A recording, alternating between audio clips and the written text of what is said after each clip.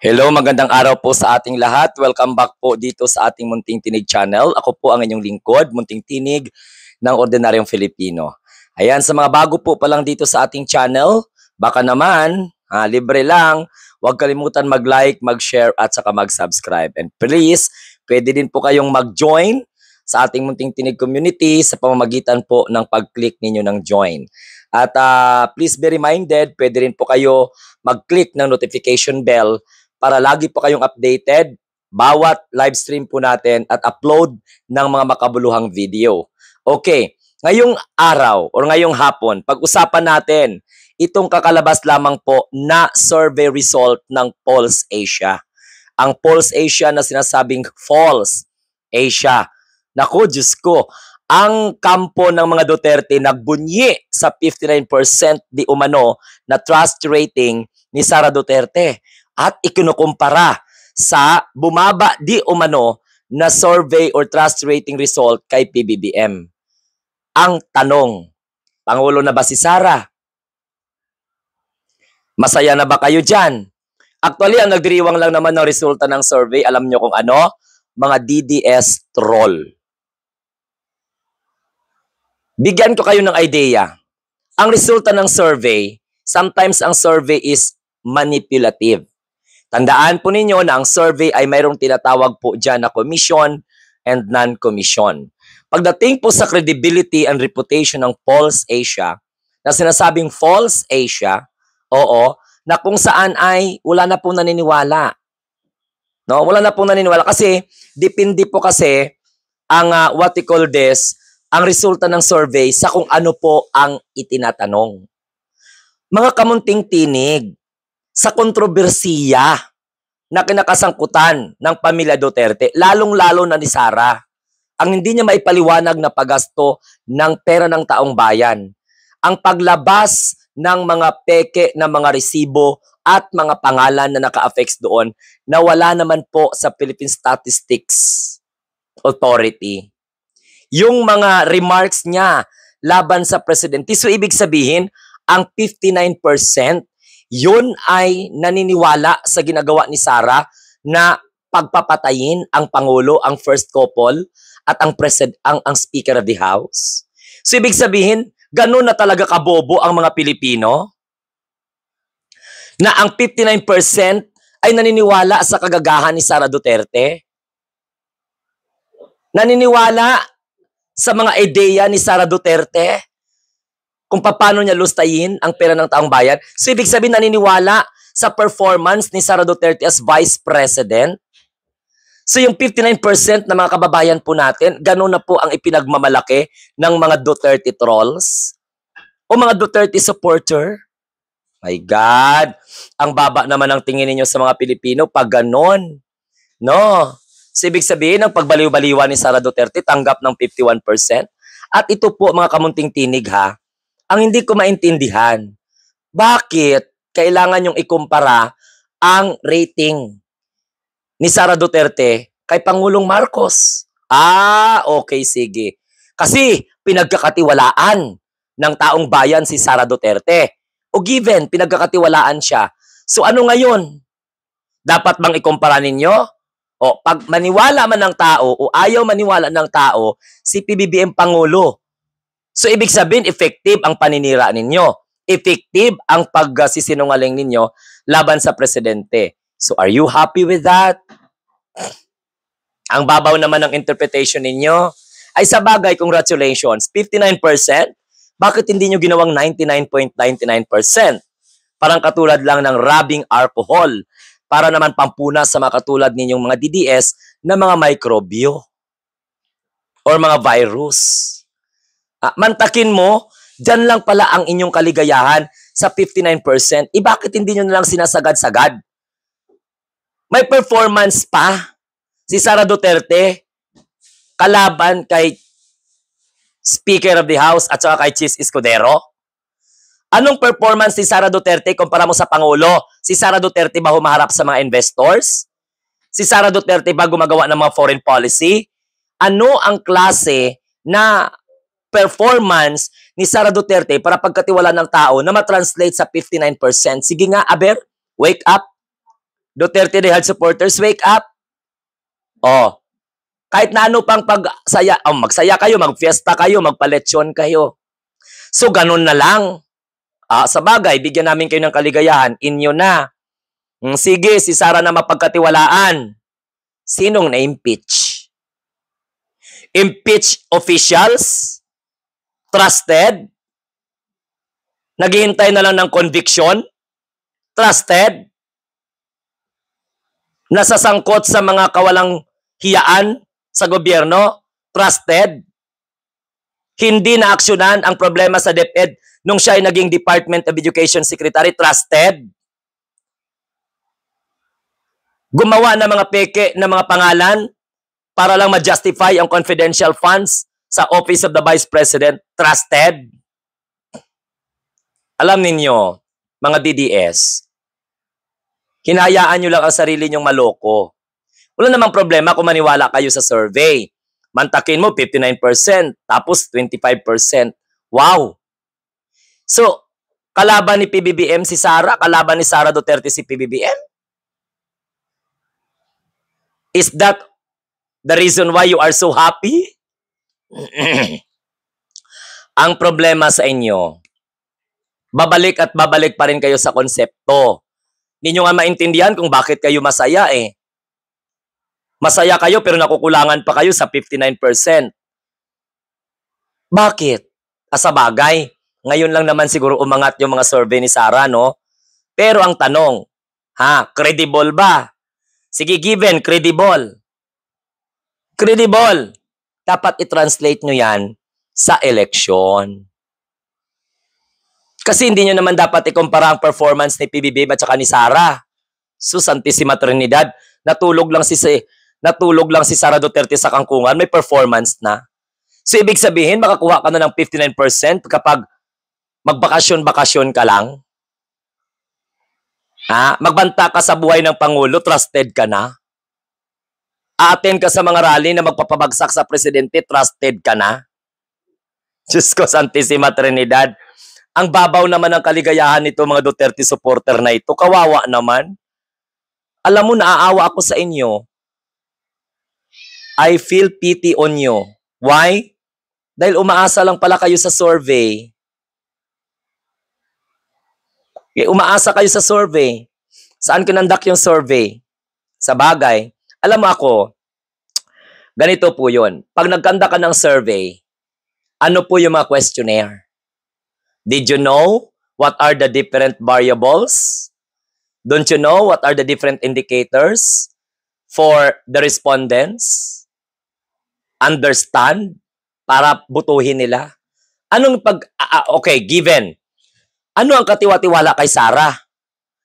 Yung hindi pagsagot sa mga katanungan, mga legal na katanungan related sa kanyang function as Vice President? Nagbitaw ka sa what you call this? Pinalabas mong nagbitaw ka as DepEd Secretary, pinaalis ka, trusted? Alam nyo, mga Duterte supporter, huwag nyong lunurin ang sarili ninyo sa mga ganyan. Look, diba? Kahit anong gawin ninyo, walang tiwala ang taong bayan kay Sara Duterte. Kung hindi nga manira siguro ang mga vlogger, kung hindi magyayaw-yaw at magmanipulate ang mga vlogger na sumusuporta kay Sara, trusted, inawawala na nga ng tiwala. Ultimo mga taga-suporta ni Sara, trusted, naniniwala na nga sila na wala na sa hulog ang mga desisyon niya. Trusted. Tandaan po ninyo ang bumitaw ng suporta kay Sara Duterte, mga kaalyado niya. Tapos trusted. Do you know what's the meaning of trust? Trust rating? Sa bagay, kawawa naman kayo kasi kung hindi kayo gagamit ng black propaganda, hindi mapapansin ang mga Duterte nyo. Sino ba naman magtiwala sa walang alam? Sino ba naman magtiwala kay Sara Duterte na hindi niya nga alam kung ano yung functions niya? Ang mandate niya as a Vice President. Trusted. May nadala na ba si Sara Duterte na investor sa Pilipinas? Sa pamumuno ba ni Sara Duterte, ipinagmalaki ba ni Sara Duterte ang gobyerno na pinagsisilbihan niya? Wala, di ba? Kailan ipinagmalaki ni Sara Duterte ang Pilipinas? Anong mga major na mga achievement ng Office of the Vice President that Filipino people can be proud of? Meron ba?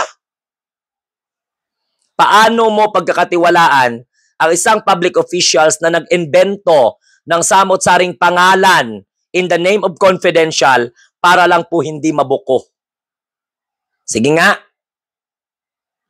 Paano siya naging trusted? Sa 59%, dapat pag trusted ka, 90% ka. Bakit hindi niya gayahin yung tatay niya?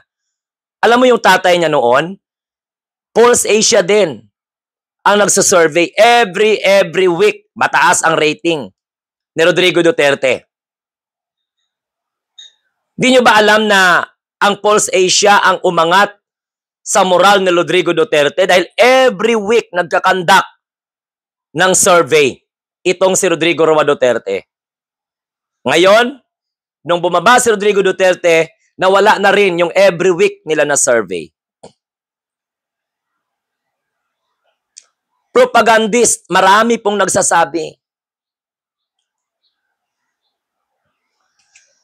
Ganun na ba kayo kadesperado na pati ang survey firm? Sa bagay, hindi ko hahadlangan ang kaligayahan ninyo, mga Duterte diehard supporters, pero ako naman ay pinapaliwanag ko lang sa inyo. Okay? Na huwag masyadong umasa. Tsaka kawawa naman kayo. Sa survey lang. O ngayon, given. Nabawasan ang tiwala ng taong bayan. So, ang 59% can already take over the majority of the Filipino people. So, you have already a mandate. The 59% can oust already the president. Ay, nako. Kaya nga may civil society and other groups of Filipinos who filed an impeachment complaint against Sara Duterte because they no longer put their trust and confidence to Sara Duterte. Pero because may number, di congratulations. Gaya ng paulit-ulit ko, kahit zero pa yung trust rating ng presidente, but the president do his job.